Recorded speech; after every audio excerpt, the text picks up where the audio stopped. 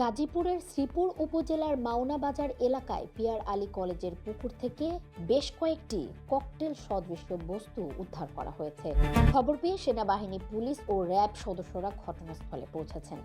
বোমা ডিসপোজাল ইউনিটকেও অবহিত করা হয়েছে।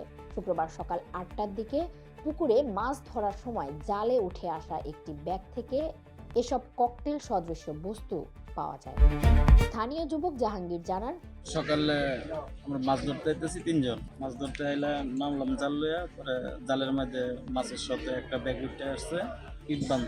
পরে ইটটা খুললে দেখি যে ভিতরে বোমা সরঞ্জামের মতন কিছু কিছু দেখা যায়।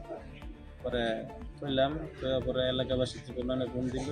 খবর পেয়ে শ্রীপুর থানার পুলিশ, পোড়াবাড়ি র্যাব ক্যাম্পের সদস্য এবং ৯ পদাতিক ডিভিশনের ৮ ইঞ্জিনিয়ার ব্যাটালিয়নের সদস্যরা ঘটনাস্থলে উপস্থিত হন। পরিস্থিতি নিরাপদ রাখতে এলাকা ঘিরে রাখা হয়েছে। পরে বোমা ডিসপোজাল ইউনিট ঘটনাস্থলের জন্য রওনা দেয়। শ্রীপুর থানার ভারপ্রাপ্ত কর্মকর্তা ওসি মোহাম্মদ নাসির আহমেদ জানান, বিষয়টি গুরুত্বের সঙ্গে দেখা হচ্ছে এবং বোম ডিসপোজাল ইউনিটের সহায়তায় পরীক্ষা নিরীক্ষা শেষে আইনগত ব্যবস্থা নেওয়া হবে। ইসরাত জাহান মনিকা, দেশের কণ্ঠ।